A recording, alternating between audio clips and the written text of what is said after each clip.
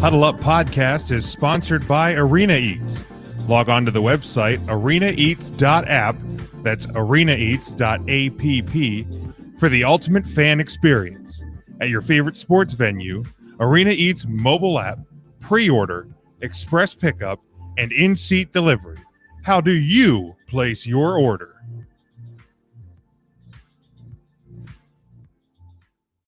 Hey, everyone in, let's go. Huddle up on 3. 1, 2, 3. Huddle up.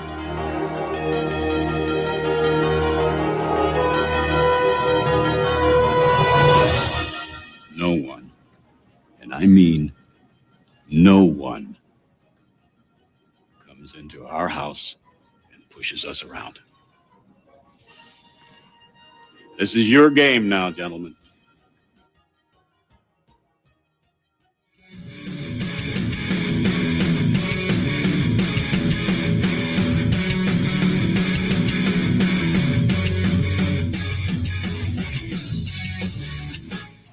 Russian 3, dropping 8. Uyangalele steps up, loads and throws. It's caught. It's pitched backwards, up in the air. It's on the ground, still in Clemson's hands. And now it is down. It is over. And the Irish have knocked off number 1 Clemson.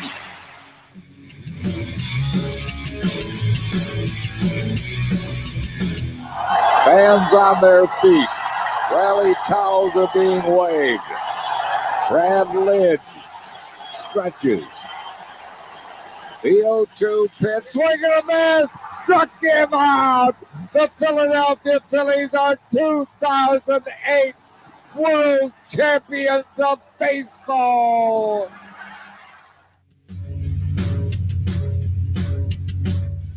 Eller for the draw. And as the puck drops, the words that DC fans have been waiting to hear since 1974, the Washington Capitals are the 2018 Stanley Cup champions. And now, welcome everyone to the Huddle Up Podcast. We're not going to be fucking sunk this year. We're the Stanley Cup champions. Yeah! Hello, everyone. Welcome to Huddle Up Podcast. We're live on Facebook, Twitter, and our YouTube channel. We're glad you are with us back here on a Tuesday night, December the 1st, 2020. We have tons to talk about this week, including scheduling nightmares, QB crossroads, and bad football. But make sure you are following us on all of our social media channels, Facebook and Twitter at Huddle Up Podcast. Instagram is at Huddle Up Pod. Make sure you follow us on YouTube, as well as subscribe on all podcast platforms, Apple Podcasts, Google Play, Stitcher, iHeartRadio, Amazon, and Spotify as well. Go to NGSC Sports, their home network, ngscsports.com. We also stream daily at LeibSports.com. We are, of course, back here. Sean, brother Sean here with us on a Tuesday night. Sean, how you doing? Doing good. A little cold. Broadcast on the in the Florida room on the screen-in porch, and we're in the 40s, which is the Florida equivalent of a cold snap or a Arctic blast or whatever it is. People down here are losing their minds, and I didn't know after a few years if I'd catch up with them. I'm still really enjoying it. I'd much rather this than the opposite. So, I can always put the jacket on and do my thing. But who'd have thought when we missed last week's broadcast that we would still get the chance to talk about a Week 12 game that hadn't been played. Pretty crazy stuff broadcasting midweek here on a Tuesday. So I'm excited to get into some football talk. Yeah, and also joining us this week for the first portion of the show is a longtime friend of mine, podcast friend of mine, Nick Ficarelli, the mad scientist of sports. Nick, how you doing here on a Tuesday night? Doing really good. Thanks for having me on. Talk about wacky world of sports, college football. Yeah, it's all nuts. Like Sean said, we still have an NFL game to go in week number 12.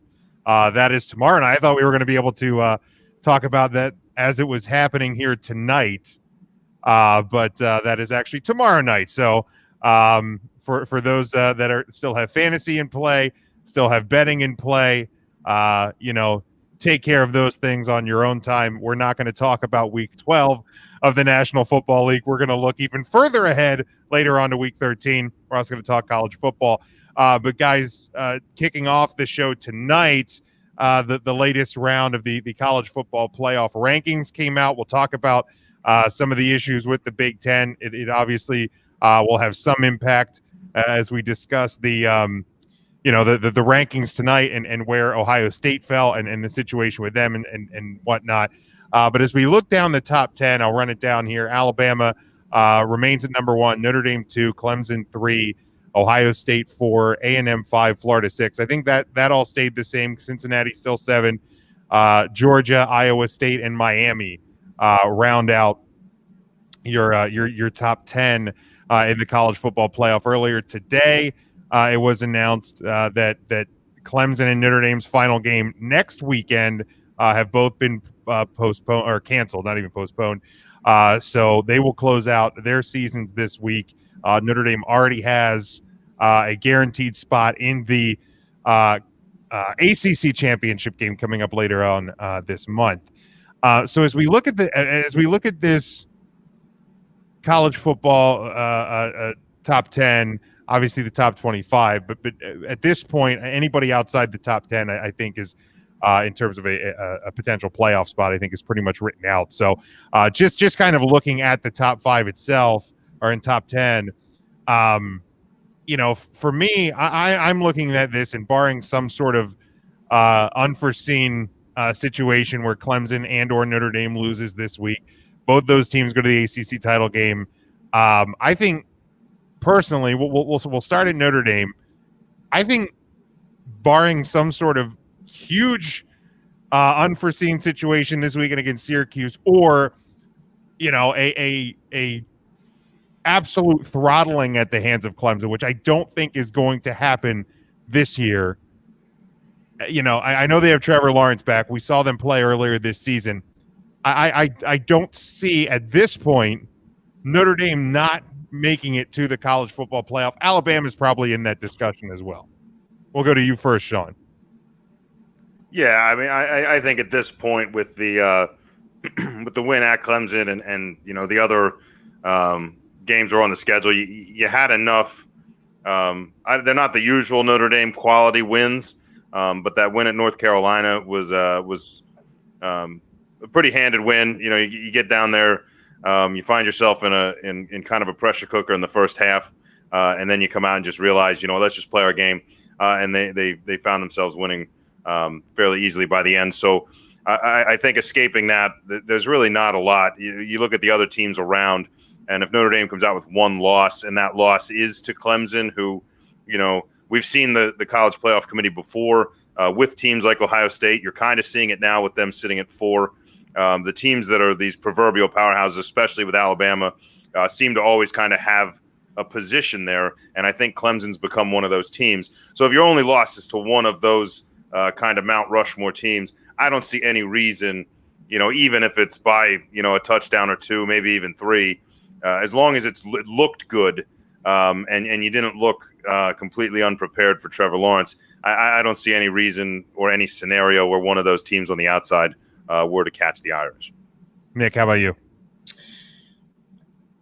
I do agree with the both of you. The only thing that I would be worried about if I were a fan of the Notre Dame Fighting Irish is a complete and utter throttling with Trevor Lawrence at quarterback. It would kind of diminish the win that they had earlier in the season, knowing that Trevor Lawrence did not play that game. Right. Now, there is precedence in this happening. I mean, look at the Ohio State-Wisconsin game from a few years ago where Ohio State won like 61-7 or something like that. And Wisconsin pretty much was like, nice knowing you, have a good day. You just lost your spot in the playoff. And you could also say the same thing if that were to happen in Notre Dame. If they come out and if they get completely wiped by Trevor Lawrence and Clemson, say, throwing this out there, it's just a score like 45-10 or something like that, what will the college football playoff committee think of that first game against Clemson? I mean, it will hold a lot of weight. Now, if Notre Dame plays really good, they only lose by 4 points, they stay with Clemson with Trevor Lawrence, it doesn't hurt them in the least. They deserve a top fourth position. The problem that we are running into, though, gentlemen, is we have no idea who's even going to be eligible to be in a top four. Yeah, that's the hard thing, and looking at the rankings as they came out tonight, I'm still a little, I still feel a little uneasy, and I understand that this is a week to week ranking. We've seen it over the last couple of years, so it doesn't matter where you are in the first one, second one, fifth one. It's where you matter and where you end up in the final one. So Ohio State being there, and I know on ESPN they were trying to make a lot out of the fact that the committee did put Ohio State at number 4, even though they only played 4 games. To me, Ohio State, and this is where we'll kind of include the issues with the Big Ten, because we've already seen Wisconsin, they're ineligible for the Big Ten title game. If Ohio State doesn't play either this weekend against Michigan State and or next weekend against Michigan, they are ineligible for the Big Ten title game. And for me, I know they were trying to make a case, and I get it's a TV show, it's ratings, it's all of that. To me, Ohio State needs to play at least one of these, they need to play these final 2 games, and they need to play and win that Big Ten title game. I don't think an Ohio State team that's 4-0 or 5-0 that doesn't play in the Big Ten title game will be or should be eligible for the Big Ten title game or for the college football playoff. That said, do I think Ohio State is one of the 4 best teams in the country? I do. I'm not going to sit here and say that they're not. However, how are you going to justify putting a 4-0 or 5-0 team whose best win is against Indiana? And Indiana is a good football team, sitting currently at number 12. But that's a game you only won by a touchdown. So how are you going to justify putting that team over a 8-1 Texas A&M who's only lost to Alabama? A Cincinnati team who's probably going to be undefeated. I have a hard time. Hell, even a Georgia team who might have 2 losses, but those 2 losses would be to Texas A&M and Alabama. I just have a hard time. And Nick, we'll go to you first this time. I have a hard time seeing Ohio State. Whether or not they actually do get put in, to me, they should not be in the college football playoff this year with only 4 or 5 games. It is a very dicey situation that the Big Ten is in right now. It's also a very dicey situation for the College Football Playoff Committee. We do know that Ohio State did not play last week due to the fact of COVID. And there is a very good chance that they might not be able to play this weekend. Right. We don't know yet. We will probably know by either Thursday or Friday what that situation is. If they don't play this weekend, they would have to play the rest of the games to be somewhat eligible for the college football playoff. I agree with you, Jim. They are one of the best 4 teams in the country, bar none. There is no ifs, ands, or buts about it. The thing is, if you don't have the games played, you will be deemed ineligible. We already saw that happen with Wisconsin. Right now, if I'm not mistaken, coming out of the West is either going to be Northwestern or Iowa. Correct. So you already know it's going to be one of those teams coming out of the West. For the East, it could be Ohio State, but if not, it's going to be Indiana.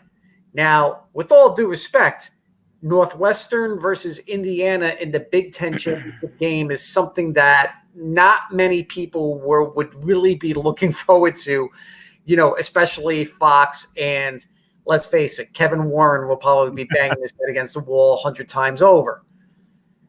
But something weird happened yesterday and today that really puts everything into perspective of what we're looking at here. Pat Forty on Sports Illustrated's 40-yard dash in his 3rd down made mention of Ohio State possibly being ineligible.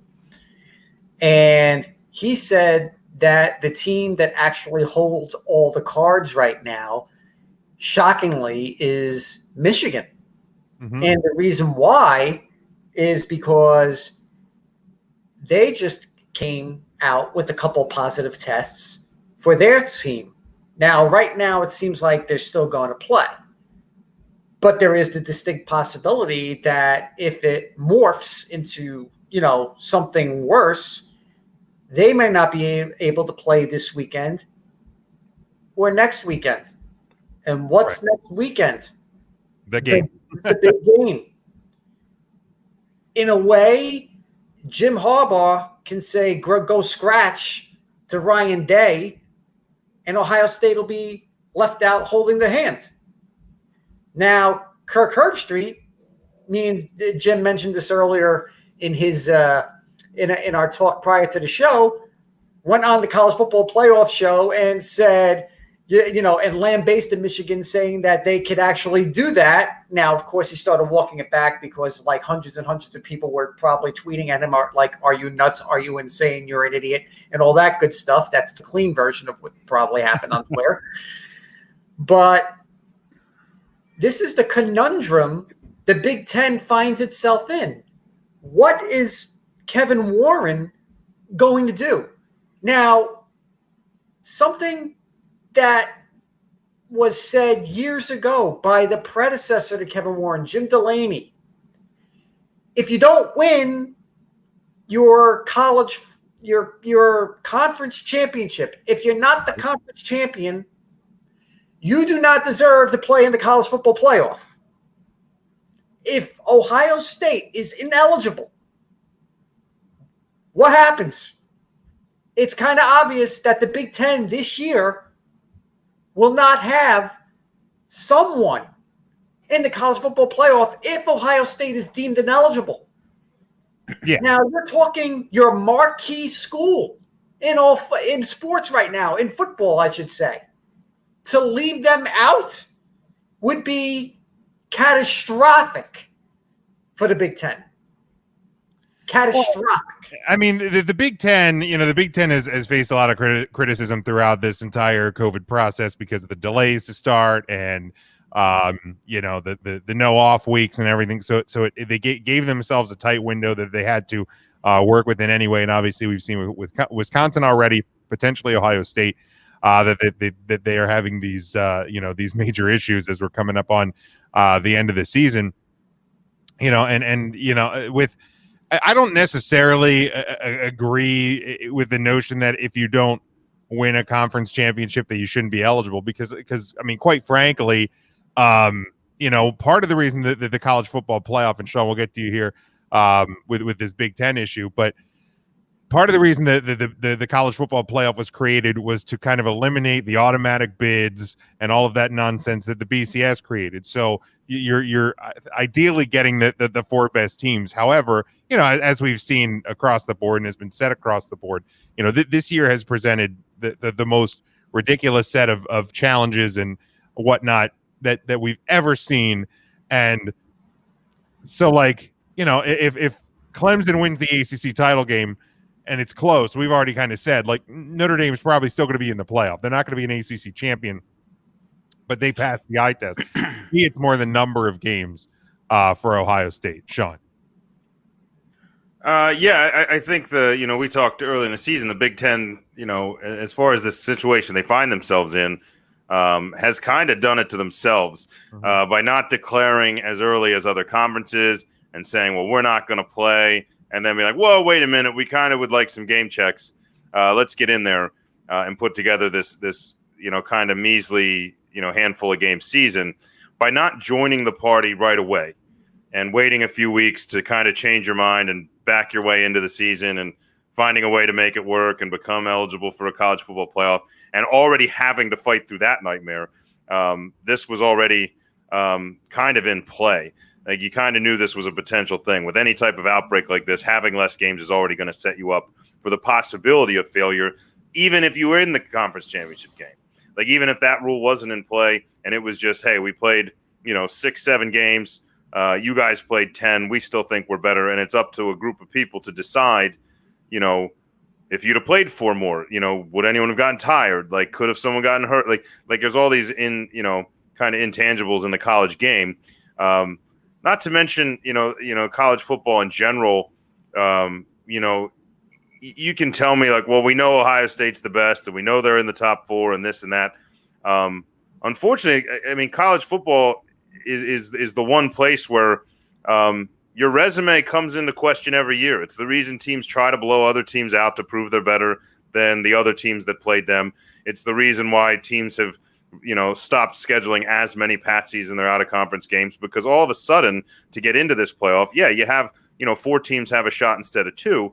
But, with the way it shakes up, there's more teams, kind of fighting for 4 than would have normally. When it was back to just 2 teams back in the day, there's a lot of years there's a big fall off from like 2 to 3, bigger than there is from like 4 to 5. So you really need to pack your resume full.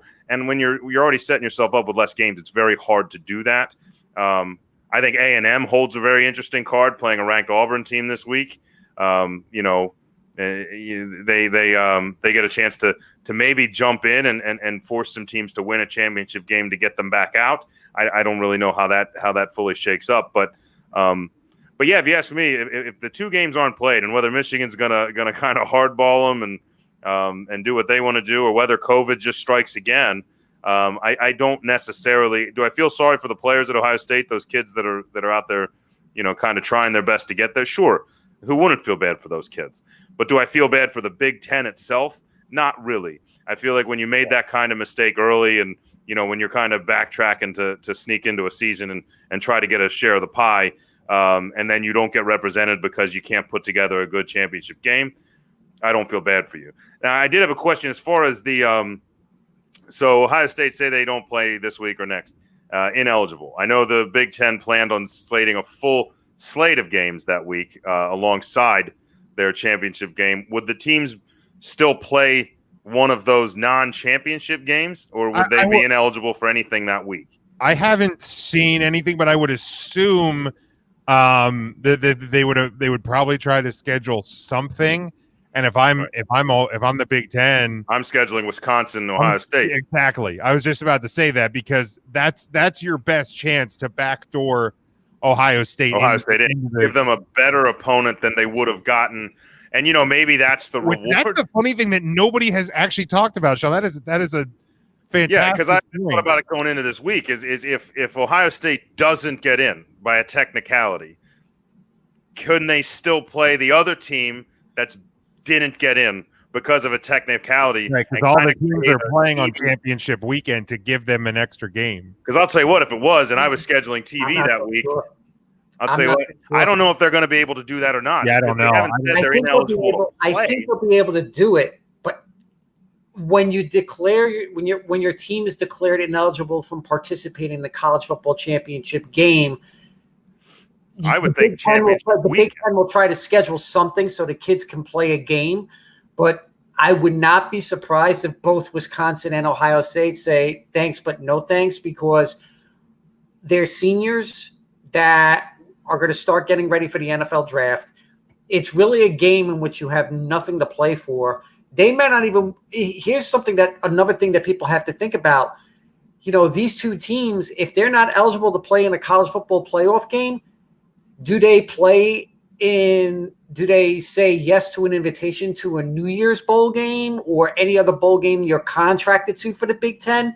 There's a, what do you call it? It's like I don't want to say butterfly effect, but there's like a domino effect, I should say. There you go. A domino effect on this of what could possibly happen, because we've seen a lot of college football players this year opt out from playing this season because they wanted to be safe rather than be sorry. Sure. Especially players on teams that are eligible, like highly ranked teams eligible to play for, in the playoffs. We've seen it with LSU. We've seen it with a couple of the Big 12 schools. A lot of players are like, I don't want to get hurt in a truncated season. I'm going to sit it out, and I will take whatever I have and go play and, and attempt, to work on my draft stock for next year without playing college football this year. Sure. If you're ineligible, Ohio State, Wisconsin, any other team that's deemed ineligible, I could see players saying no. They're going to opt out, and just say no. I can see possibly the schools saying, I do not accept your invitation to play in a contracted bowl game for the sheer fact that COVID and players. Yeah, I don't know that we're going to see a lot of schools opt out of bowl games. Some will. I mean, some bowl games we've already. I know the Pinstripe Bowl and the Sun Bowl have already been postponed just because of the COVID issue. But I mean, those are smaller level bowl games, lesser tier games. But I think to Sean's point, and this, and this is something that we can look in and kind of monitor on our social media is like, if you're Ohio State and you can't play one of these final two games, if I'm the Big Ten, if I'm Ohio State, and if they are eligible to play that championship weekend, not in the Big Ten championship game because they're ineligible for that, but every team in the Big Ten is playing that weekend a game just kind of thrown. They're doing like cross. I think they're doing a lot of cross playing. Yeah, just to get them an extra game to play. Game in because they had a shorter schedule than everybody else. If I'm Ohio State, I'm saying get me Wisconsin. If I'm the Big Ten, I'm saying make that game happen because that is possibly your opportunity. Because and this is where we'll close up the so we'll kind of look at that and possibly touch back on it next week, Sean. And we'll look at that. But here's the thing. So let's hypothesize that Ohio State becomes ineligible, whether it's this week versus Michigan State, next week versus Michigan. One of those two games doesn't happen.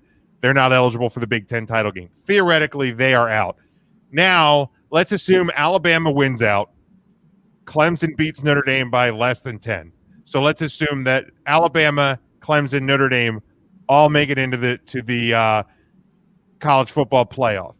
Okay. So now looking at the rest of the top 10, you have Texas A&M. Florida at that point probably eliminated because they lost to Alabama in the SEC title game. And A&M. So that would give Florida 2 losses. So then you have Cincinnati. Let's hypothesize they finish out the year. They go undefeated, win the AAC. Then you still have Georgia, Iowa State probably gonna win the Big 12. Miami's out of there. Oklahoma, Indiana. They're going to be probably playing in the Big Ten title game against Northwestern or Iowa. So really, you're kind of looking at Texas A&M, Cincinnati. Let's say Iowa State wins the Big 12, Indiana wins the Big 10. So Alabama, Notre Dame, Clemson get in. Who's your fourth team? Is it Texas A&M? Is it Cincinnati? Is it Iowa State? Or is it Indiana? To me, I think this is the best case scenario for that Cinderella.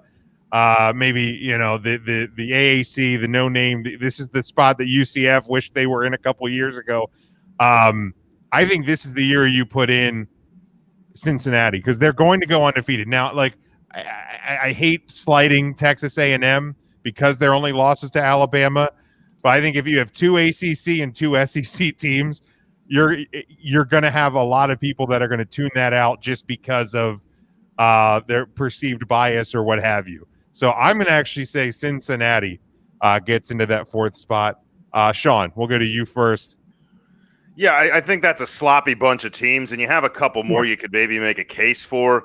I mean, it's real hard when you're looking at 2 lost teams, but, much like we were trying to make the argument of 1 lost team over, maybe a weak or undefeated team, something like that. If it comes down to a 2-loss team over a 1, that college football committee is going to try to find the best team available. But in that case, it doesn't sound like there's going to be a clear-cut best team. I mean, Georgia probably is, but they're in the end discussion probably isn't going to be there. Right, because they lost twice. So I do like the idea of putting the smaller school in and just kind of, letting it play out just because the larger schools, kind of don't have that resume coming in.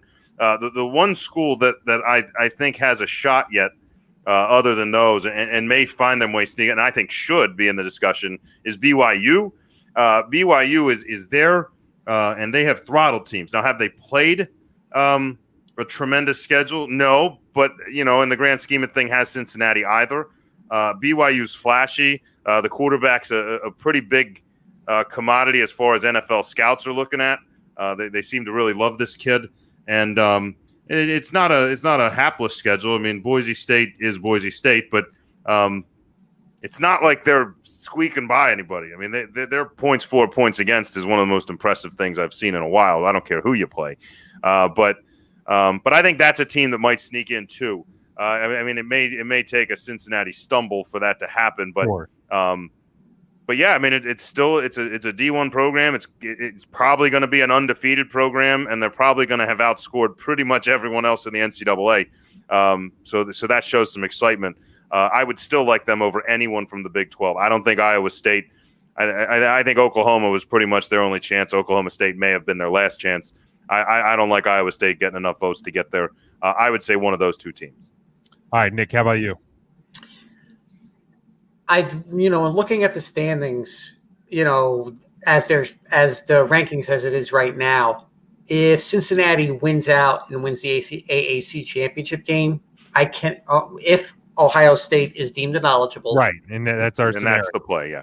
That's what we call. Then Cincinnati has to get in there at number 4, because if you look at Texas A&M, they may not play in their in the conference championship. Florida, they'll play Alabama, and if they lose, that's 2 losses, they're out. So, right. And then the next team after that is Cincinnati. You can't leapfrog Georgia. They're not going to be play. They might not. Obviously, they may not. They might not even play in the championship game. Iowa State, you guys said it well. Good team. Can't see them leapfrogging. Miami, no. Oklahoma, no. Indiana, no. BYU would be a dark horse. The problem is, I think they're ranked too far down to make it. Yeah, and it's that resume. I think it's that resume. Yeah, based on like where they got ranked tonight. In the other polls, they were like 7 or 8, and they're all the way down at 13 in this one. To me, that tells you what the College Football Playoff Committee thinks about BYU. Exactly. I think BYU would need something else to shake up next week, like before the championship weekend. Cincinnati, a couple of those teams to fall out first. Now, everybody that knows me from many years on the radio circuit knows that this time of year is my favorite time of year for college football, because I always scream the word Armageddon, because that's what it needs to take for teams like a BYU, a Boise State, a Cincinnati, or someone like that, to have those teams in front of you all lose and possibly lose bad in order for them to get to jump to the ranking that we have. This year, I can actually say, without a shadow of a doubt, that if Ohio State doesn't get the eligibility, then Cincinnati is going to be the 4th team. To me, unless Cincinnati trips over itself 100 times over to the finish line, to me that's the right call for them to make. Now, Alabama, Cincinnati in the first round. Okay, stranger things have happened in college football. We've seen it. But, Jim said it best. The Cinderella story comes out. Everybody will jump on the Cincinnati bandwagon so they can take down big, bad Alabama and Nick Saban. You get a possible – the problem also that I see with this ranking, though, is you may actually get a rubber match between Notre Dame and Clemson. Yeah. At 2 versus 3.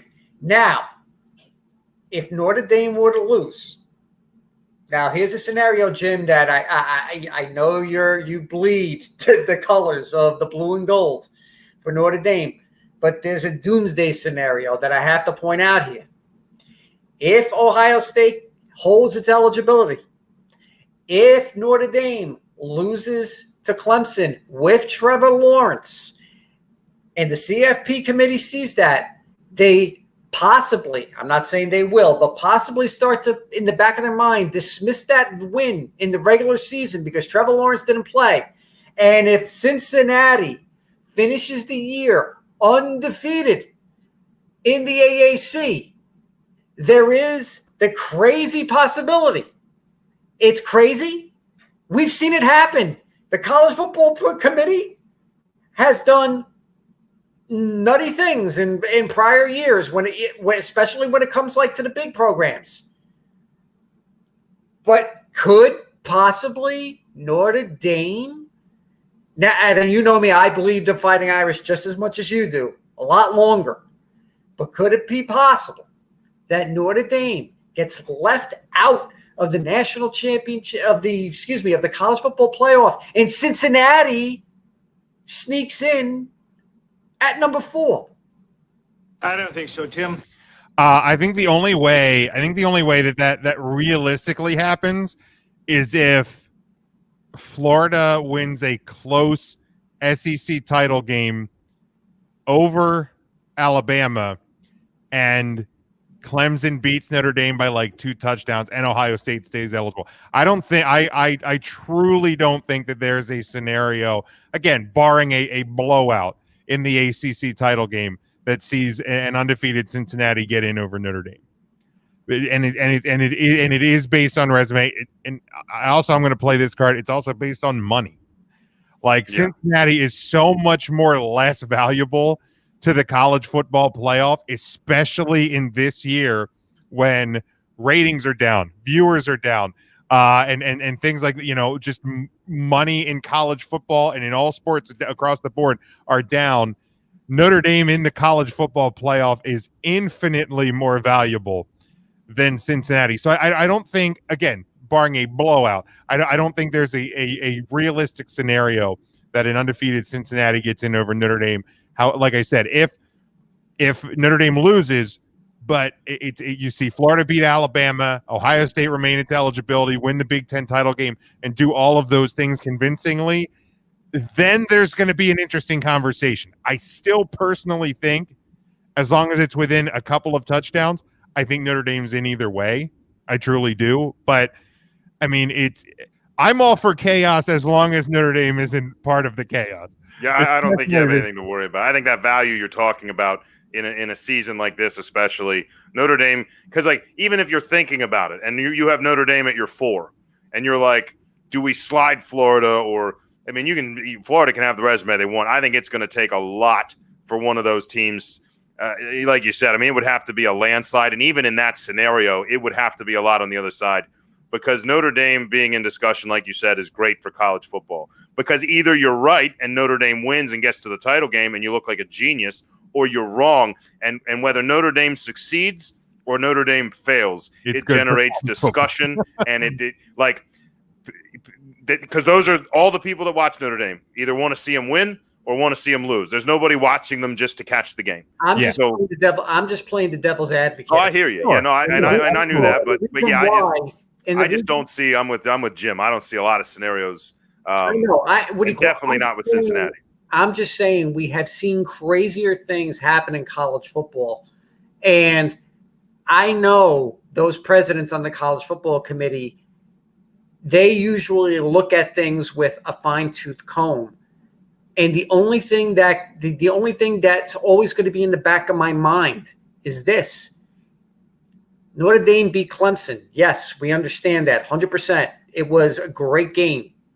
They did it without Trevor Lawrence on the field. A friend of mine who's a big Notre Dame fan as well said, Notre Dame, you're damned if you do and you're damned if you don't. You're damned if you do because you beat Clemson without Trevor Lawrence. You're damned if you don't if you lose to Clemson without Trevor Lawrence. That would be considered, a bad loss in some minds of college football pundits.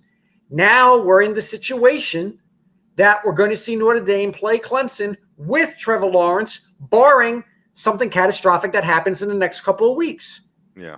I'm just worried, and I really and truly am about this, that with Trevor Lawrence, what happens?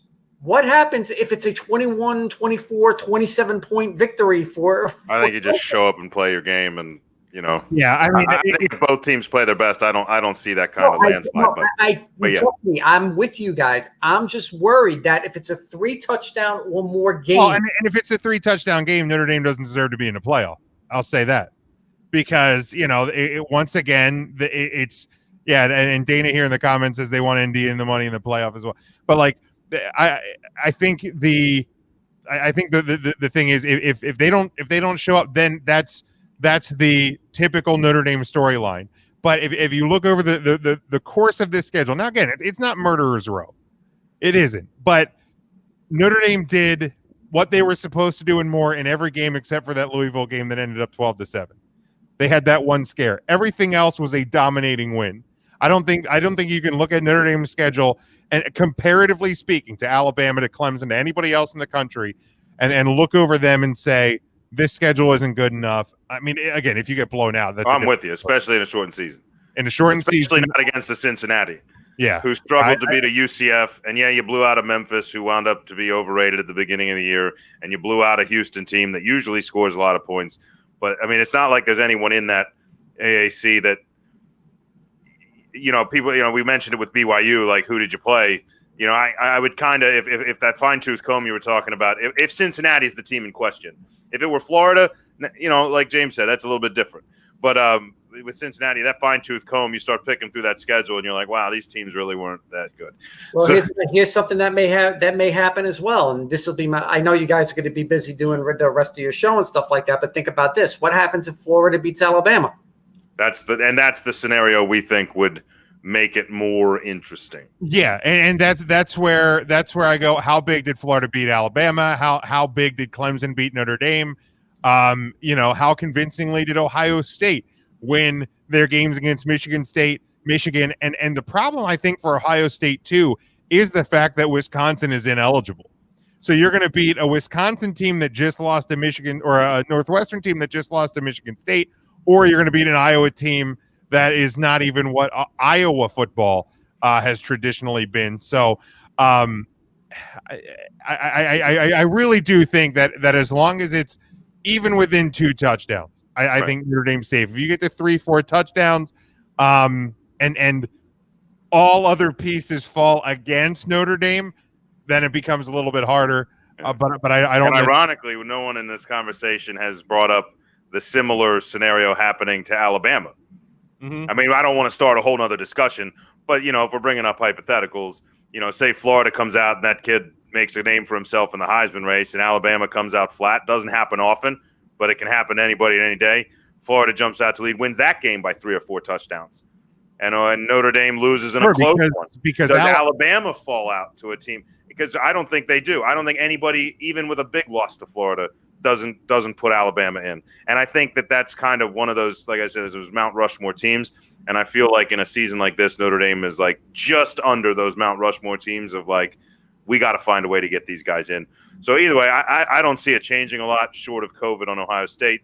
I think as long as they play in a title game and don't lose, I think you're already looking, in my opinion, at the college playoff. I don't see a lot shaking up. I think that's the bottom line. We've all kind of crossed it. Ohio State's B team can probably beat some Big Ten A teams any day. Can't beat COVID. And I wouldn't be surprised. I know, but I wouldn't be surprised if Ryan Day sends a skeleton squad just to make them make them eligible. And that skeleton squad still has some 4- and 5-star players that haven't seen the field yet, and will probably knock the living hell out of whoever they have to play in order to get there. Sure. That's assuming that the team on the opposite side is eligible as well. Jake here says Cincinnati needs everything to go right for them to get in. He feels they're not a college football playoff caliber team. All right, so we're going to run through. We have I threw together 5 games here to pick against the spread. We'll go a little bit kind of rapid fire here as we had good discussion here on the start. So I have the site of College Game Day this week. Actually, Liberty 9-1 at number 20. This is actually in the AP poll because I polled them, but I think they're 18 in the playoff. Coastal Carolina 9-0. They're a 7-point home favorite. This one 2:00 Saturday on ESPNU. The over under 57. I have Coastal Carolina winning this game and actually carrying the 7 points. And I'm going to go over as well. I think we're going to see a lot of scoring in this one, but good to see Liberty and Coastal Carolina on the national stage like this. I would. I think I'm going to roll right with you, Jim. I think a few weeks ago we had Liberty covering a 30-some point spread, and we both took it and we both hit it. They were cruising high, ran into an NC State team, lost, took a little wind out of their sails. We both love everything going on in Coastal Carolina. I too like them to cover the spread. Like to see them in a New Year's Bowl. I'll take the over as well. Nick, how about you? I'm going to make it 3 for 3. I'm going to go with Coastal Carolina. And as far as them making a New Year's Day bowl, it would be one of the greatest stories in college football, bar none. And I would pay, if I were allowed to go to a stadium and watch Coastal Carolina play in a New Year's Day bowl, I would actually do that. Yeah, Jake brings up a good point here. Undefeated against the spread is Coastal Carolina. So, and that was Jake calling the kicker hasn't missed all year. That was Jake calling that one. So we've all got that game wrong. Then we go to and honestly, this is not a good week for college football. There's a lot of bad games, not much in the way of two top 25 teams playing each other. So I kind of pulled some large spreads here. One of them being 2:30 Saturday on NBC. The team we were just talking pretty long-winded about, Notre Dame hosting 1-9 Syracuse, number 2 Notre Dame 9-0, 32.5-point favorites this Saturday in the home finale. I look at this, and I haven't done it all year. I'm going to go Notre Dame plus the points. I think they're looking at the fact that, especially with the next week's game being canceled, they want to make sure that they don't leave any doubt in the college football playoff committee's mind. Notre Dame plus, and I'm going to take the over. Notre Dame might hit close to that over themselves, 51.5. So, Sean, what about you? Yeah, it's real hard. Just being a Notre Dame fan, picking them to cover a spread this big, and even this year, they've won games handedly, but haven't really seen this. But Syracuse is bad. I'm going to take Notre Dame to cover for the same reason. I don't think they need to, but they definitely want to, especially on that senior stage. And I think, though, I'm going to take the spread, but I'm going to take the under. I feel like they're not going to score enough because I think there's a chance Syracuse comes out of this with 3 or 6 points. I'm going to take Notre Dame. We're going to cover the 30+, but stay under 51. Very good, Nick. How about you? You guys are going to hate me. This is screaming trap game. When you look at the schedule and you're like, oh, why them? Why now? Why? Notre Dame will win. There's no doubt about it. They will not cover. And it's good. The reason why they won't cover is because they're only going to win by 31 points. This is one of those games. This is one of those games where that's why I almost took Syracuse in this. It's because of like a 30-point win. I'd be happy with a 30-point win. Where you see the note, where you see half, and you're like, I just can't do it. And I'm going to say, what was the over again? 51.5. 41-10. There's your final score. 41 under. That's how it's going to end. A lot of pissed off bettors is what you're saying. Pretty much. And I got a scary feeling it's going to be 10-10 at the half, and then Notre Dame will score 31 unanswered points in the second half, and that's how it's 10-10 at the half. I'm going to be blinded drunk on Saturday. I'm going to tell you that right now, because I am everything else this year has given me. I don't need to be that stressed out about Notre Dame Syracuse. All right, let's continue. The only game 2 top 25 teams playing each other. 5-1 Indiana travels to number 16 Wisconsin, who's only 2-1. They're a 14-point home favorite. 50.5 is the over under. This one 3:30 on ABC. I know Wisconsin's good. I know Indiana has, is missing their starting quarterback, but Wisconsin, they played once, they were off for a couple weeks. They played again, they're off for a couple more. To me, that's hard to find any rhythm. This Indiana team still believes in themselves. I think Wisconsin wins this game, but I like Indiana to cover the 14. I like the under though. I think both teams are going to struggle to score a little bit. And you can go ahead and lock this one up. You better lock it up. You better lock it up. No, you lock it up. You lock it up. Lock it up. Lock it up. Sean, we go to you. This is one of those big horror stories. I mean, I think, Indiana, had a potential Heisman winner this year under center had they found a way to beat Ohio State. And I see my man Jake here in the comments. Next year's Heisman winner out for IU. Wisconsin wins. I'm with you. Wisconsin wins. I'm going to take Wisconsin to cover. I think Wisconsin already had their slip. I'm going to take that. And I'm going to take the over. I'm going to go the other way. I think this is going to be one where Wisconsin jumps out ahead. Indiana is trying to play catch up, and Wisconsin just keeps it out there. And they're going to run the ball, but that Wisconsin runs the ball like most teams pass the ball. So I think it's going to still be pretty fast. I'm going to take the over. I'm going to take Wisconsin to cover, but heck of a year for Indiana either way, and I look forward to watching that kid next year. Nick, how about you? Penix is out. We know that. We know that. It's hard. I feel so bad for the kid. It's not even funny. I still believe in Indiana. I still believe that's a team that will go out there and punch Wisconsin in the mouth and say, just because we don't have our star quarterback doesn't mean we're going to knock the living crap out of you. Indiana beats Wisconsin, and I'm taking the over. Very nice. Sean, I do want to wrap back this past weekend against the spread. I was 3-0. You were 2-1, so that puts me at 24-17 overall. I gained one game back on you. You were 28-13 overall on the season. Of course, we lost the Oklahoma game from last week's picks. So that's why there was only 3 games on the agenda. All right, then we go to 0-8 Vanderbilt at number 9, Georgia 6-2. They are a 33.5 point home favorite. 53.5 is your over under on this one. 4:00 on the SEC network. Look, I mean, obviously Vanderbilt with Sarah Fuller was a feel good story this past weekend, but they fire their head coach. They're 0-8. They're a terrible football team.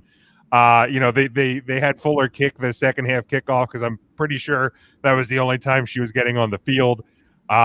Georgia's going to win this game. Georgia's going to cover the 33.5. I'm going to go under, though, because I don't know if Georgia hits 54 points to cover that over, because I don't think Vanderbilt's scoring anything. Sean. Yeah, this is not one of those. I hate picking spreads this big. Oh my God. Just because the spread's large and we haven't differed on anything yet, I'm going to take Vanderbilt to cover. Change their coaches. Maybe you believe in something.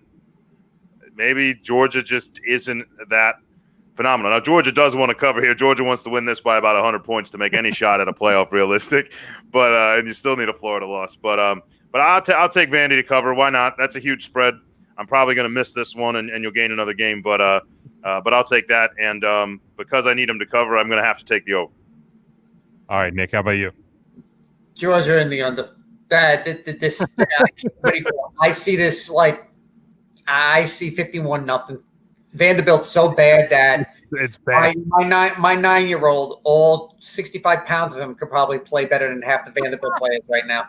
This bad, real bad. Hey, they hung up 35 on a Kentucky squad earlier in the year, so maybe Kentucky also bad. They gave up 38 though.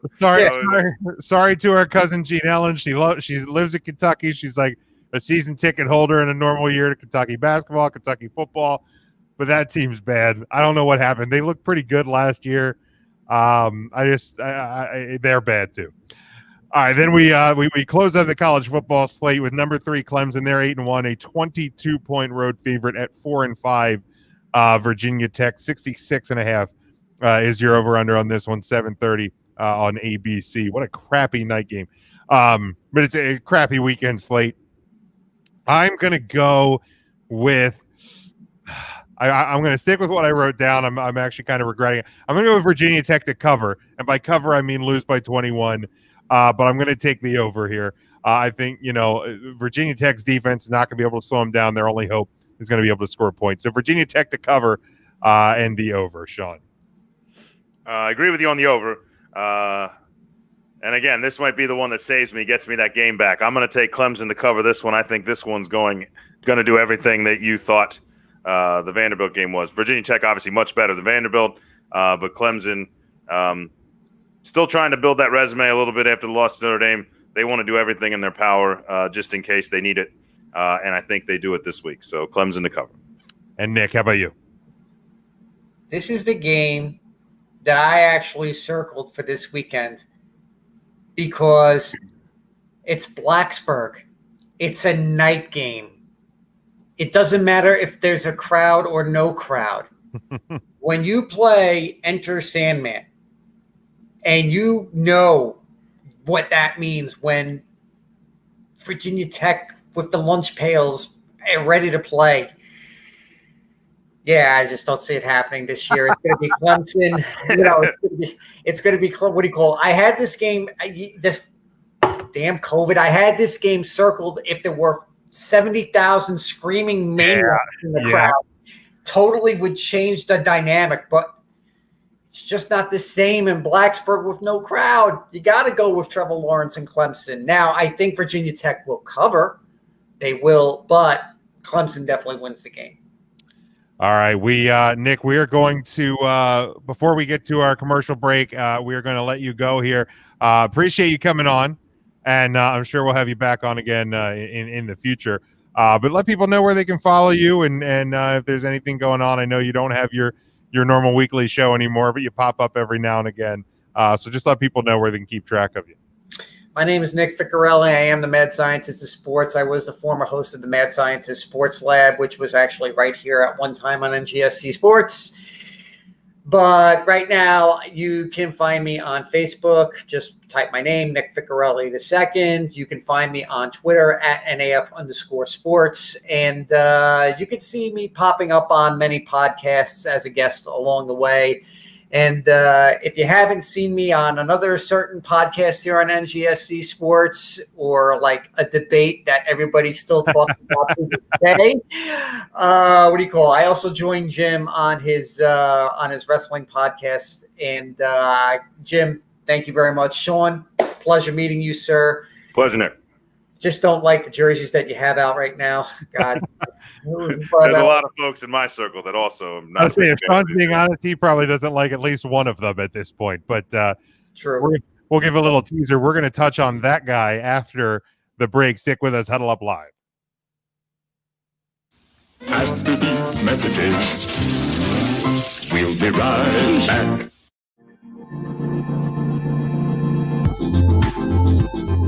Huddle Up Podcast is sponsored by Arena Eats.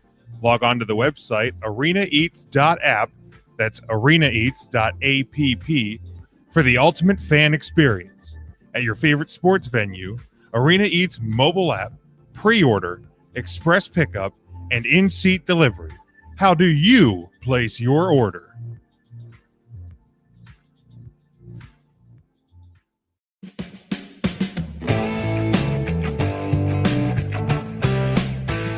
You're listening to NGSC Sports Radio. Hear us live on ngscsports.com, where you can get awesome analysis on all things sports. Or check out our podcasts on iHeartRadio, Spreaker, Apple Podcasts, TuneIn, and much more. For our latest videos, subscribe to NGSC Sports YouTube channel. Follow us on Twitter at NGSC Sports, and like us on Facebook. NGSC Sports. We never stop.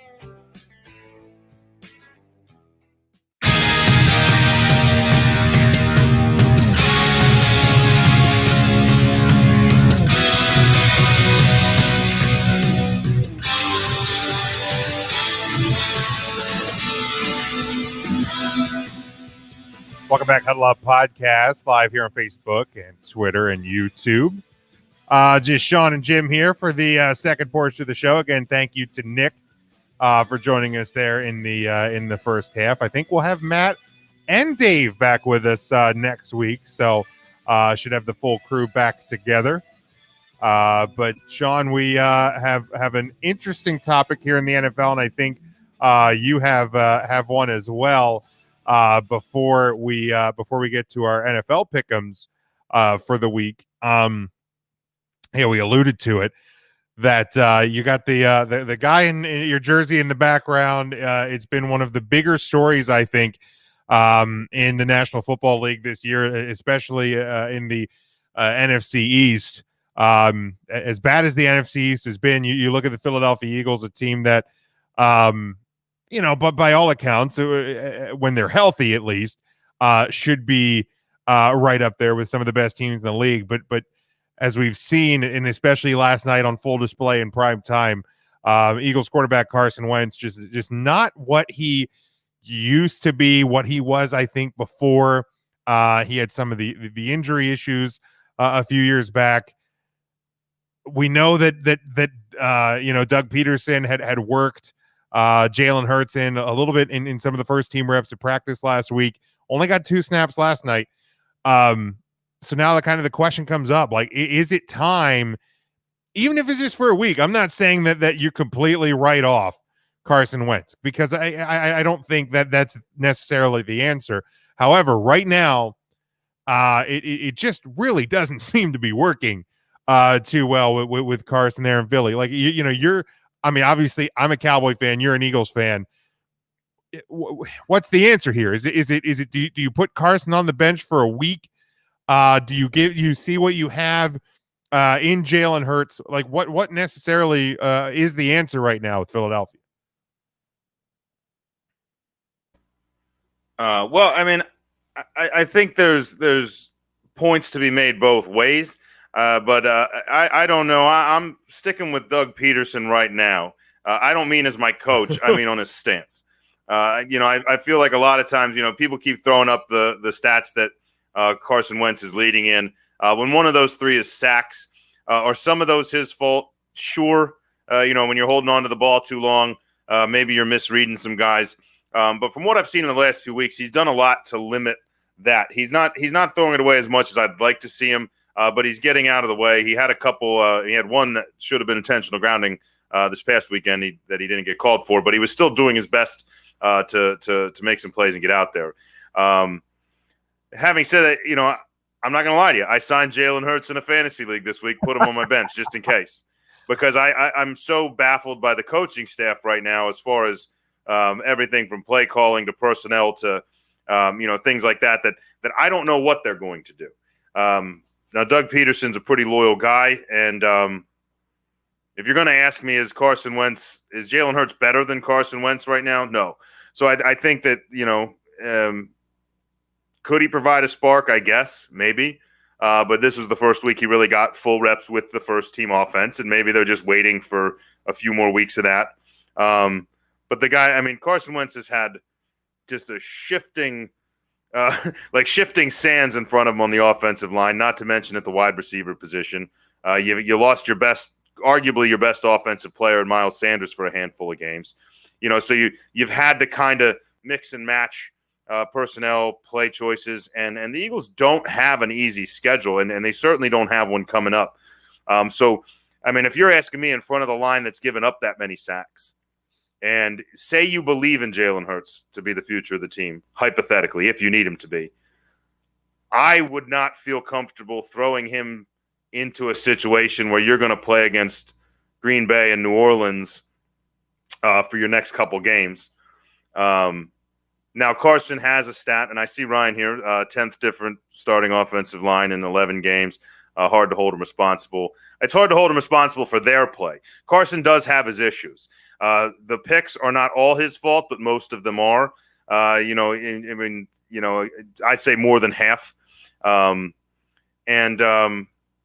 see here with the receivers over 6 feet, we've thrown Alshon Jeffrey back out there. Now he's got 2 big tight ends. One of them's out too, Pro Bowler. Right. And the other one was out for a period of time. Richard Rodgers was a starting tight end for a handful of games. So there's been a lot of things, and you have to kind of figure out what you have. And before you go, I don't think Carson Wentz, if the issue, because there was a stat of throws off target, incompletions off target. And Carson Wentz apparently leads that category. I don't know who's tallying that up. I certainly didn't. But if that's the case, then there is something to be worked on. Now, are some of those off-target throws receivers out of position? I saw 2 or 3 of those throws last night where a receiver zigged when he felt they should have zagged. So I still don't know if you have guys, a walk-on from Old Dominion, a former college quarterback, a tight end that's trying to become the next starter, and beyond that, you have a kind of a washed-up Alshon Jeffrey. I'm still not real sure what we're looking at. So, and I think because of that, it's real hard to hand it to a guy that could be. And the city of Philadelphia, the most popular athlete in the city of Philadelphia is the backup quarterback for the Philadelphia Eagles. It doesn't matter who's starting. It doesn't matter who it is. I've watched it several times with Nick Foles behind the starting job and then Nick Foles in the starting job, with Michael Vick as the backup, Michael Vick as the starter, Donovan McNabb, like all these guys, the Detmers. He's going to be – you got to get that guy in, and they get him and 2 weeks later, string him up. You know what I mean? Like, there's a reason some of these guys are backups. And in Jalen Hurts' example, no one's really sure what Jalen Hurts is real out of college. I mean, there's definitely a lot of talent there. A lot of scouts liked him, and I hope he does well, especially if he's on my team. But you don't know. And right now, technically, you're not out of it. If you're willing to throw in the towel and say, you know what, if we get there, we get there, but we're fine just sitting where we are and not doing anything, then, I think in a couple of games you may see him. But right now, you're a half game out in a hapless team, and if you think you have the talent anywhere, and the defense showed me there's talent there on that side, and sometimes that's good enough. So if you can find any speed in the offense, you might have a chance. I don't see any reason to sit Carson Wentz right now. You want to keep bringing him in for gadget plays, that's one thing, but don't ever sell to Carson Wentz, a guy that's making those kind of minimal mistakes and like the little things. Don't do anything to crack his confidence more, because he already is angry at himself. That. So if you start to let him believe in any semblance beyond like the owner whispering in your ear that you, the coach, are starting to lose faith in him, then you may as well put in Jalen Hurts. The thing I look at it is this. Yeah, I don't think Carson Wentz is the only issue or even the biggest issue with the Philadelphia Eagles at this point. There are definitely times where he is making poor decisions. He is unsteady. I know Ryan here said that hurries and sacks equal unstable quarterback play as well. But to me, and I also think the state of the division makes this choice for Doug Peterson harder, because you are still in the hunt at 3-7-1. You're a half game out. The Dallas Cowboys at 3-8 are 2 games out, or a game out. So like it's there's no easy answer here. If the Eagles were 3 games out with 4 games to play, I think it's a lot easier to, hey, let's see what Jalen can do. Let's give Carson a chance to clear his head. And yeah, you said Packers, New Orleans coming up. That's a hard road as well. To me, I think that I just see a Carson Wentz that is different than the Carson Wentz before injury. Now, how do you restore his confidence? Will it ever come back? And all of that. That I don't know. I don't know the master answer to that question. But to me, the problem I think I would have more if I'm an Eagles fan, or if I'm just looking at this from a football mind, is why is Jalen Hurts getting, and I don't know how many first team reps he got a week ago, but why is he getting first team reps and then only playing 2 snaps in the game? Like, why are you taking that away from Carson Wentz when he clearly needs work right now for all the various reasons that you hit on? Why are you taking away? And the only thing I gathered from that when I saw the 2 reps was that it may have been some smoke and mirrors in the event. I suppose in the event that, because what I thought was, is there a chance that Carson Wentz was pulled aside to work on things like trajectory? They mentioned it in the game last night that his the Eagles not drafting DK Metcalf. Be sure. I hadn't heard that. Yeah, I haven't heard that. Nobody's pointing that out. I didn't even know we had a shot at him. But like there's a lot of other questions, and maybe it's a chance that Carson Wentz was working one-on-one with quarterback coaches, trying to figure something out on the delivery or the things like that. And while that was going on, Hurts was on the field, because when they're reporting that, it's what they saw. It's not like the coaching staff came out and was like, hey, we're going to give Hurts this many reps because we're definitely getting him in there. There was just a lot of speculation, and maybe there was plan to get him on the field more. But Wentz was looking athletic, and the first few drives were hapless, but I don't think you're going to bail on him there. I think it was maybe an opportunity to get him in the second half if either things were out of control or something like that. But the Eagles found themselves in a game, and Wentz was driving. I'm sure he was making mistakes once he was on the doorstep, but I don't think that we look that bad come middle of the second quarter and on. And I think maybe you're just like, you know what, let's let him keep getting the reps and hope we. Because if you honestly believe Jalen Hurts was going to be your answer going into a Green Bay game next week, you're out of your mind. Unless somehow Aaron Rodgers gets hit by a car, that would be your only hope at that point. So let's and then hope he has State Farm. But either way, plug that in. This portion brought to you by. No, I'm just kidding. We're not sponsored by them. Yeah, we're not sponsored by them. But either way, I just there's a lot of reasons why he may have had reps. Maybe Wentz had to go somewhere. Who knows? If the practice is going on, they're going to throw him in. So I'm not going to speculate. Yeah, like Ryan says, there could have been a plan to make Seattle plan for Hurts a little bit, possibly. I also think that NFL coaches probably know that game. Yeah, I think another thing with the Eagles is the coaching decisions. What was it with 2-point conversion at the end? Yeah, some people lost some money. Some people lost some money on the touchdown as well. Yeah, I mean, it's. I also think that a thing that makes this decision to keep Wentz in the game and to keep Wentz as your starting quarterback, the thing that makes this a little bit easier for Doug Peterson is the fact that COVID exists and you can't have a crowd in Philadelphia. Because if you have 70,000 or whatever the link holds with as much as Carson has struggled or the team has struggled, the easiest place to blame that is the starting quarterback. If you have a full Lincoln Financial Field, sitting in that stadium, I think that the switch to Jalen Hurts happens a little bit quicker as well, just based on the crowd and the way they're going to react to that game. So, well, Wentz is also an emotional player, so you just never know if there's a crowd in the stands. Is it enough of a hype? I mean, this is a guy that's played in front of that many people through college at North Dakota State. I mean, his high school games were in a small podunk town where 10, 12,000 people showed up to him. So like this is new to him. He doesn't know how to, is he a great football player? I still would like to think so. Is something wrong? Talent, probably. Absolutely. I'll never probably something just wrong. And I'm hoping it's just getting this personnel and maybe this new line formation sticks and gives him a little bit of comfortability and we can move on. Yeah, I'll never deny that the talent of Carson Wentz. It's seemingly post injuries it's more seems more mental at this point. It's kind of hard to. And I think if you have someone like a Nick Foles behind him, this may have happened sooner as well. Possibly. Like a proven presence, somewhat proven presence, as opposed to like a maybe kind of crapshoot rookie play.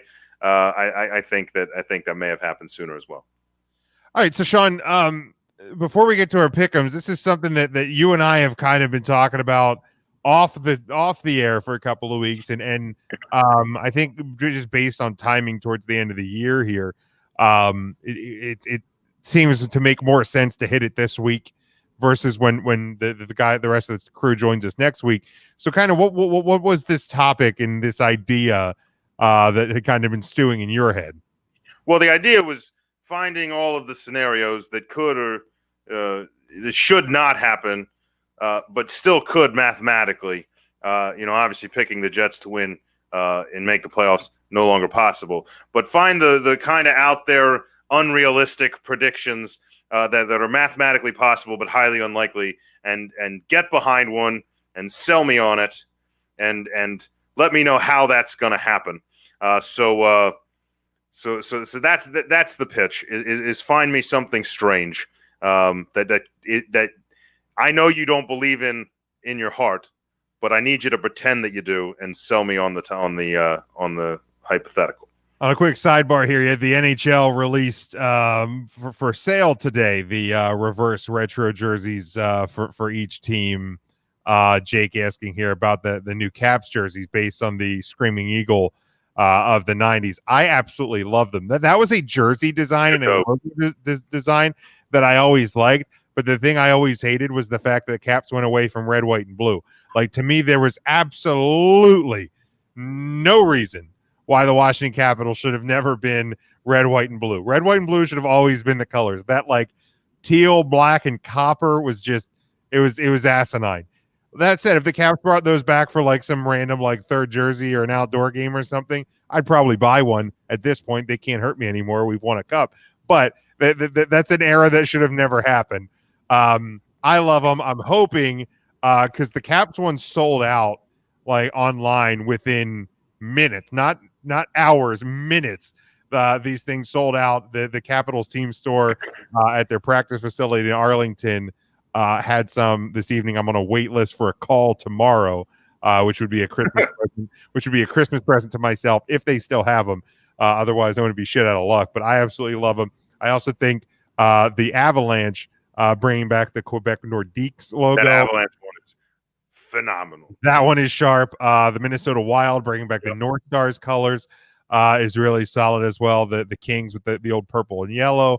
I absolutely love. The Flyers have a play on the 90s, the John LeClair, Eric Lindros style. I like that a lot. Those are solid. I think these jerseys as a whole are a solid release. I love it. It's it's not something you're going to see teams go back to full time, but I love the idea. Of course, the NHL looking to make up some money, and just based on some of the early sales, I think they've made a smart play. Also, while we're on jerseys, real quick, not going to talk about it. I'm not much for NBA alternate jerseys as a whole, but if you get a chance to take a look at the Miami Heat's Miami Vice unis, take a look at them. If you're in the market for a basketball jersey, they're like this awesome pink and blue, like 80s retros. I'm going to have to really try and get into the NBA this year. I live in Florida. I feel like I should just have one just to have it. I might just get a Heat jersey this year.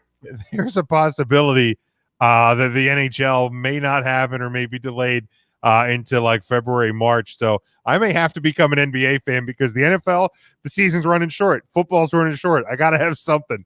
Gotta have something going. Distract me. So go Sixers. Matt gave me the approval to be the Sixers fan back. So Sean, do you want to start with one of? I actually have two snares. I have an AFC one and an NFC one. I have two. One of them happens to just be an AFC. It's not technically one, but they're both in the AFC. Why don't we start with your first one, since it's your topic?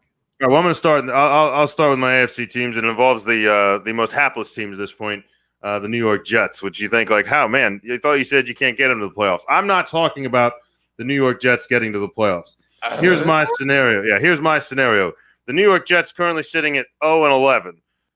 For all intents and purposes, on easy street to tank for Trevor, get themselves the thing. But what would be the most New York Jets thing for them to possibly do would be to even screw that up. And here's how it's going to happen. The New York Jets have a game against the Las Vegas Raiders this weekend. And for all intents and purposes, a very good football team. But another weak defense. Could be a high-scoring affair. Maybe a mistake happens. I'm going to take the Jets to beat the Las Vegas Raiders. Then they're going to get caught up in a little bit. They're going to lose to the Seahawks, Rams, and Browns. But they're going to accidentally, and in an attempt for Adam Gase to maybe say, look what I can do, they're going to accidentally beat New England in for Foxborough in Week 17 to have 2 wins for the regular season. And what that's going to do successfully is leave the door open for a Jacksonville Jaguars team with a revolving door of crummy quarterbacks, including a mustache pretending to be better than that. And they are going to lose their next 5 games, including matchups against the Vikings, Titans, Ravens, Bears, Colts. All 5 are losses. The Jacksonville Jaguars finish at 1-15. The Jets at 2-14, giving the Jacksonville Jaguars the first shot at Trevor Lawrence to succeed Gardner Minshew. And you take that shot. you absolutely take that. I wanted one where like the Chargers got it, but I was looking. It's not mathematically possible. So we'll go with this one. Jake, I think Jake likes it. He says that would be game changing, but it won't happen. Jake's not. You didn't tell Jake.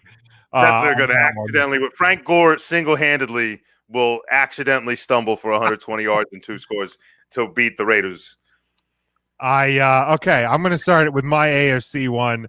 The Miami Dolphins currently 7-4. They're the 6th seed in the AFC. The Buffalo Bills leading the AFC East at 8-3, and the 4th seed in the AFC East. The Dolphins are going to not only win the AFC East, but, and this is the caveat here, Tua will not play another snap at quarterback for the Miami Dolphins this year. Miami's remaining schedule: Cincinnati, Kansas City, New England, Vegas, and Buffalo, all winnable games with the exception of the Chiefs. Buffalo, their remaining schedule: San Francisco, Pittsburgh, Denver, New England, and Miami. So, both teams, they have games against the Patriots. I think the Patriots are still trying to figure out what the hell they are, possibly with the playoff spot on the line. but Buffalo hasn't convinced me as much as the Miami Dolphins defense has, and I like that Ryan. Defense is good. And their special teams is good too. They've returned a couple of punts, they've returned a couple of kicks, so they make plays that can kind of mask a less than perfect offense. But if you look at this Miami team, compare some of the film. I know there's less with Tua. This team has been much better with Ryan Fitzpatrick under center. 68.5% completion, 12 touchdown, 8 interception. He has a 73.7 QBR, which puts him at 10th in the league. Ryan Fitzpatrick, to a 61.9% completion. Again, smaller sample size, 6 touchdowns, no interceptions. His QB rating 62.5 in the games that he's played, unranked on the season scale because he has not played enough games. So I think the smart play and just hold on to that thumb injury. You know how those quarterback thumb injuries They linger. They linger. You have a hard time gripping the ball. So the Miami Dolphins will win the AFC East. Tua will not play another snap at quarterback this year for the Dolphins. I think that's very realistic. I mean, not very, but realistic enough for me to buy it. I'm all for it. And Jake telling us about the beard. You got to believe in the beard. That's true. Believe in the beard. Fitzmagic, the beard. You don't need Tua's thumb to linger the whole way to the playoffs, just long enough for the fan base and everyone to just get back behind Ryan. Like just 2 or 3 weeks where Ryan Fitzpatrick goes out, win a couple games, including one against the Jets, and move week on with 17, their life. That Week 17 game against Buffalo, they're probably going to come in tied. Huge game. All right, Sean, what's your other one? All right, here's my other one. And it goes against everything I said last week, pointing out that the Packers are the 1A to the Kansas City Chiefs. Here's what's going to happen. The NFC North clearly looks like the Green Bay Packers are running away with this thing, especially with an upcoming schedule. It looks harmless. You got Eagles, Lions, Panthers, Titans, Bears. No, just walk away with it. Walk in the sunset. Go ahead and throw Love in there. It's fine. You don't even need him. Devontae Adams, take a few weeks off. Doesn't matter. The problem is a lot of those middle-of-the-road teams are fighting for playoff spots and are going to be hungry. And we all know in Philadelphia that hungry dogs run faster, which is why, in this scenario, the Philadelphia Eagles find success on offense for the first time in a handful of weeks. The defense continues the assault that started against Seattle. And we surprised the Green Bay Packers with a loss. With a loss in Philadelphia. Then they get the Lions. I'm not picking the Lions to beat the Green Bay Packers. I'm also not going to pick I don't know who's playing quarterback. Yeah, it could be Matt Stafford. It could be, who knows who's going to play. Either way, no one in Detroit is going to scare the Green Bay Packers. However, the Carolina Panthers, Christian McCaffrey will come back for one game only to leave again and be hurt again. And will beat the Green Bay Packers by himself, only to run into what is then a tough Titans team trying to win that AFC South. They're not going to be a pushover, which is why they too beat the Packers. And then it's a game with the Chicago Bears in Week 17, which is a close game. Very close game, low scoring, bad weather. Chicago wins on a very short 22-yard field goal to win the game. And who does that open for the door for? Is it the Chicago Bears? No, heavens no. They've already lost a handful of games. But I'm going to tell you who isn't going to lose a handful of games. It's the Minnesota Vikings with games against the Jaguars, a surprise win at Tampa Bay against a team that can't find itself. That same Chicago Bears team gets one of their losses against the Minnesota Vikings. The Vikings even can afford to drop a game in New Orleans before beating that same hapless Lions team while they're in Detroit. They're in a dome. Who cares about the winter weather outside? We can still slap Matt Stafford around. And they walk through the Detroit Lions while the Chicago Bears surprise the Green Bay Packers to have the same record, a better conference record that would put Minnesota with one loss in the division, win a tiebreaker, walk in to the playoffs as the winner of the NFC North. All right, you sold me on that one because this preseason, I was very, very pessimistic about the Green Bay Packers. Oh, don't get me wrong. Aaron Rodgers gets into the playoffs, and in my scenario, a few weeks later, he beats the Minnesota Vikings. Probably. But this is just to get in as the winner of the NFC North. But I'd have no problem with that. I have no problem with the Packers stumbling at all. Kissing cousins to at least make my preseason prediction look mildly almost plausible after the fact. Yeah. All right. So I think you and I had kind of talked about when we were discussing this that you didn't want anybody to touch anything with the NFC East, but I don't listen to you most of the time. It's fine. Do what you got to do. I know which one you're going to play out, and it's the least likely of the scenarios in the Washington division. football team is going to win the NFC East, and they will also win at least one playoff game. At least one playoff game. All right, they're 4-7 right now. They're right in the hunt. They're tied with the New York Giants for first place. The Washington football team is the healthiest team in the NFC East. I know that they've had to go through two quarterbacks to get to be the healthiest team in the NFC East, but it's worked out well for them. Daniel Jones out for at least a couple of weeks. We know about the Eagles' injuries. I don't even talk about the Dallas Cowboys anymore. Their defense has been playing extremely well over the past couple of weeks, especially that front seven, and that's a key. If you're going to disrupt anybody, no matter how many potential issues you may have on your defensive secondary or on the offensive side of the ball, you want to make changes in a football game. It's that front seven. Disrupt the other team's offense. The Washington football team very good at that right now. Offense kind of finding their stride as well. I think one of the better run games in the National Football League with the rookie running back there in Washington. Their remaining games are at Pittsburgh. Now, I know Pittsburgh's undefeated. You and I have talked about, I think both on the air and on this show, that I don't think Pittsburgh is a great undefeated team. Yes, they're undefeated. They're winning games. That's important. However, I think that team is somewhat flawed. Will Washington beat them? I don't know. But Pittsburgh's also been very disrupted over the past couple of weeks. So they're at Pittsburgh. They're playing at San Francisco, which is also at Arizona because San Francisco is not allowed to play in their home state, so they're disrupted.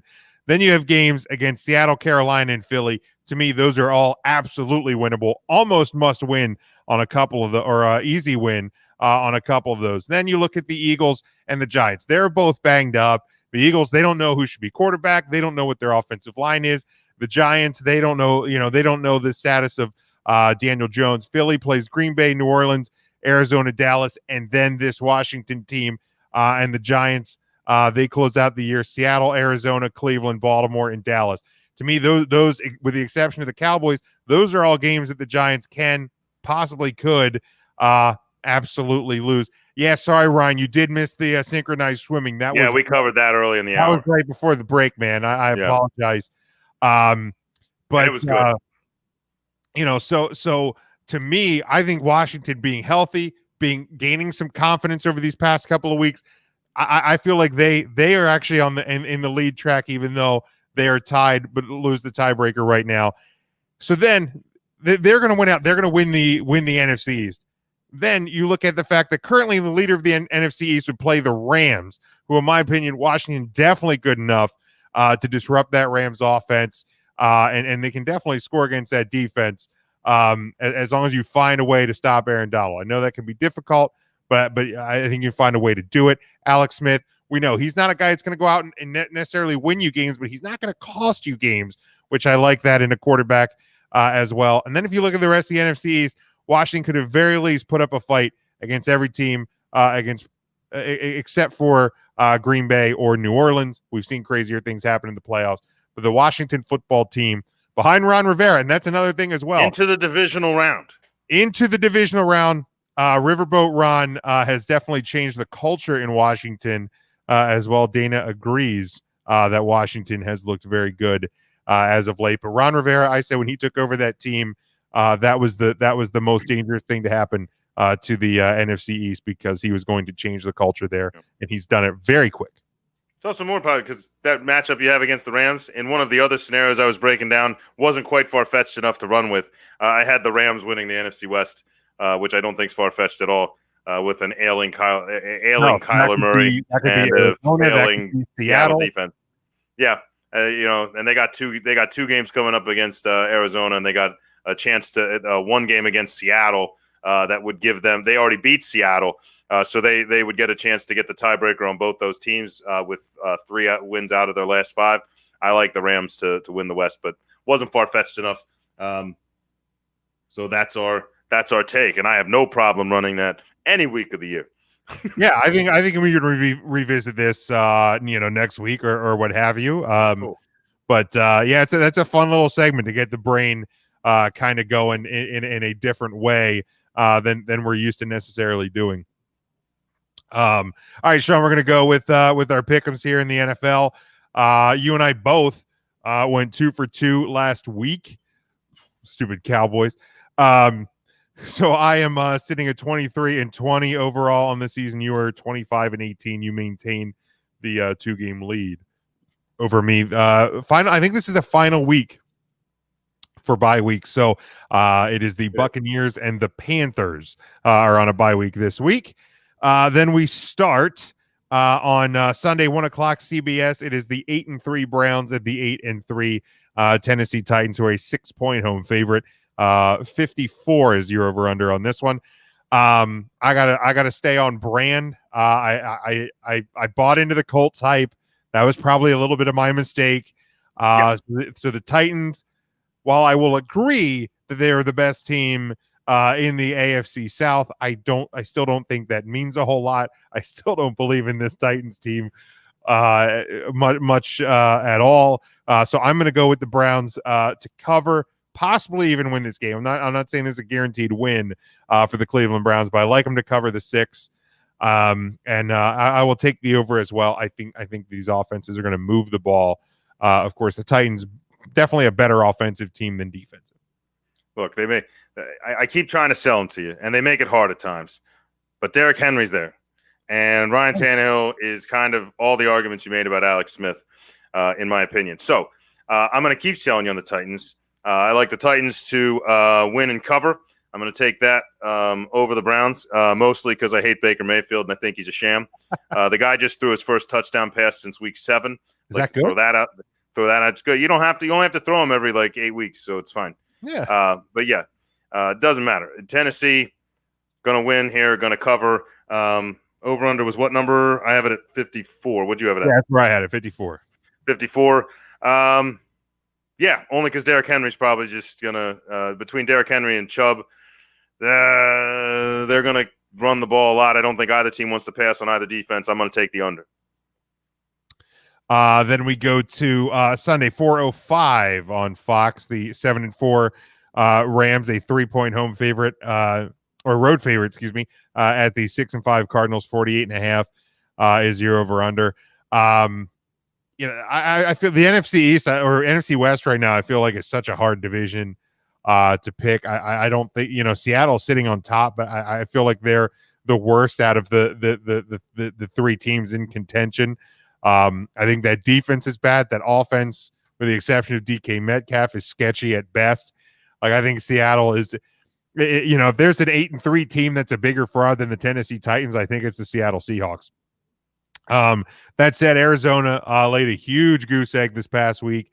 That offense is starting to stumble. I like them to find themselves this week back at home over this Rams team. I think they cover. I think they win this game and really kind of disrupt things in that NFC West as well. And I like the over. I think they're gonna find that, and 48.5 feels very low. Especially with the Cardinals offense that can score a lot. Well, I think that number speaks a lot to the lack of success from Kyler Murray. I think that shoulder is not doing real well. I'm going the other way. I think the Rams had their stumbling block this week, at least from an offensive standpoint. I think McVay's going to take a lot of, kind of turn that into some motivation of practice. He's going to take it personally and turn this around. And I think with an opportunity to get an early leg up on the Cardinals like you have against the Seahawks, I like the Rams to win and cover on the road. I like that defense real well, especially if Kyler Murray's ability to run it on you in any way compromised, whether it's fear of a shoulder or a leg or whatever. So I'm going to take the Rams. I am going to take the over. I don't like it because I think they want you to take the over, so we're probably going to miss that. But that number is too low for me to ignore. All right, then we go to that 4-7 Washington football team. They travel to 11-0 or 10-1 Pittsburgh. We don't know what that'll be until after tomorrow afternoon. Was that like a 3:45 p.m. kickoff in Noon Pittsburgh on the West Coast, tomorrow? yeah. Because the NBC has the Rockefeller Center Christmas tree lighting tomorrow night. Important. That is why the game is in the afternoon. So we won't know. 11-0 or 10-1 Pittsburgh, 10-point home favorite, 44.5. This one moved to Monday at 5:00. Broadcast details on this game. Ah, shit. I wasn't writing down your picks for the first two. That was my fault. What'd you say you said Tennessee? Tennessee. For the first one, and you said the Rams, right? Yeah, Tennessee under, and I had Rams over. Sorry, I was making sure things got posted on the social medias. Okay, so Monday at 5:00, broadcast details to be announced for this one. Yeah, tomorrow's game. Yeah, it's in the afternoon, Jake. True that. So, but I believe it's on Fox. So even if you're watching via a mobile device, you should be able to pick that one up.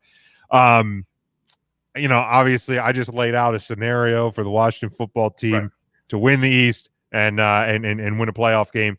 So I like him at least to cover, but I'm going to actually go ahead and say that the Washington football team is going to hand the Pittsburgh Steelers their first loss of the season. This one's going to go over. I like the running game to keep going for Washington. And you can go ahead, Sean. You don't do it. You better lock it up. No, you lock it up. Lock it up. Lock it up. I did it. Lock it up. It's also bizarre picking spreads that are going to change by a ton after tomorrow. So anyway, no. You can put a lock on it all you want. If you don't pay attention to the door at the other side of the shed, someone's getting in. This game, double-digit spread, always makes you want to touch it. Don't touch it because the Steelers are going to cover. Steelers are going to win this fairly handedly. It's going to continue to expose the NFC East against legitimate opponents, and I don't think it's going to be close. And I think as far as an over-under, I'll just pick one. You can take the over, I guess, and you can lock that up. Oh, it's a double lock game. Double lock. Lock it up. You better lock it up. No, you lock it up. Lock it up. Lock it up. Lock it up. That's fair. And then we'll close out the NFC or the NFL slate on Monday night. This is the original scheduled Monday night football game because there are actually 3 games next Monday. No, because the Cowboys and Ravens moved to next Tuesday night. Originally had been moved to Monday. So 2 games next Monday, 1 on Tuesday. So we'll be able to live look in on the Cowboys and Ravens as we're on the air next week. Yeah.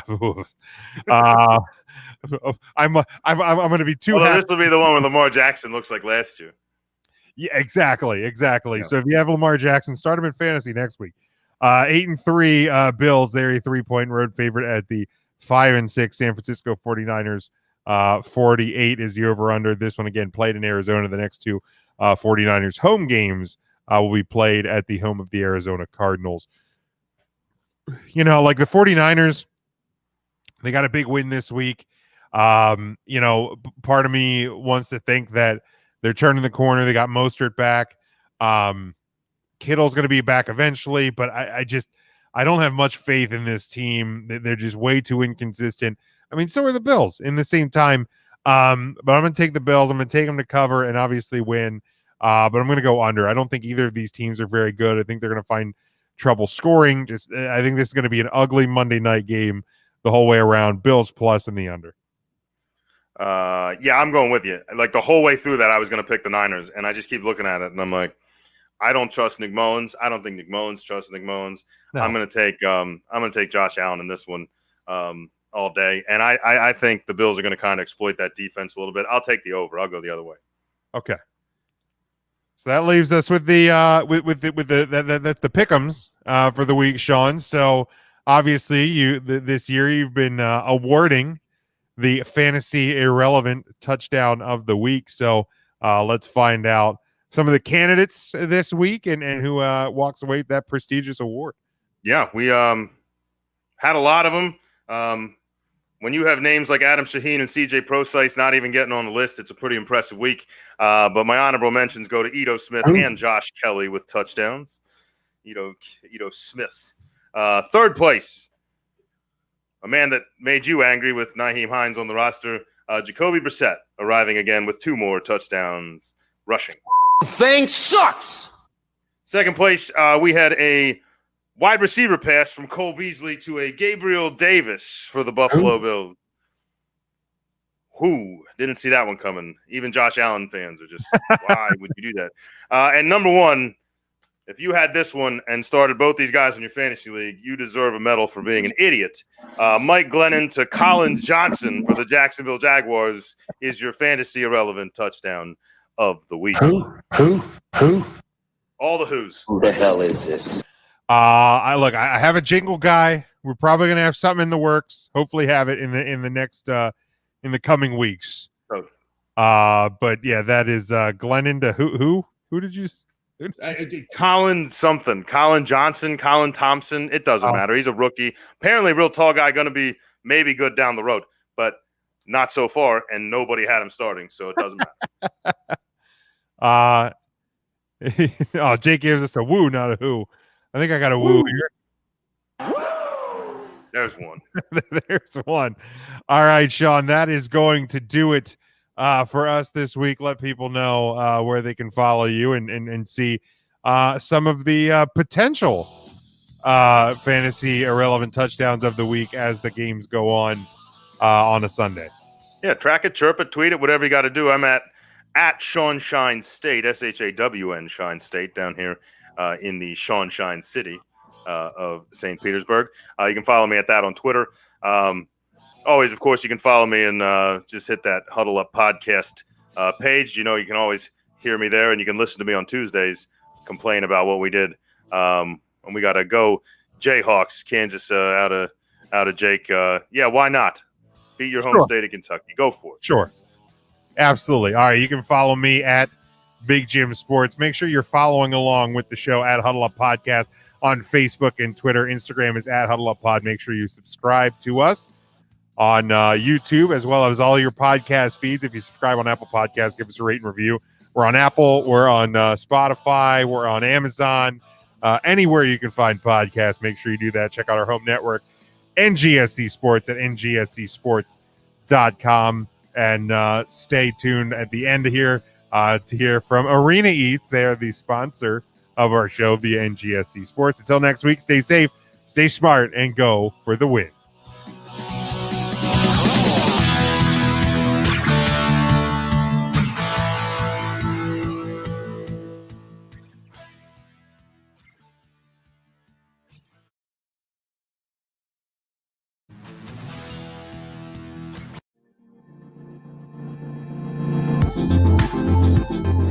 Huddle Up Podcast is sponsored by Arena Eats. Log on to the website arenaeats.app, that's arenaeats.app, for the ultimate fan experience. At your favorite sports venue, Arena Eats mobile app, pre-order, express pickup, and in-seat delivery. How do you place your order?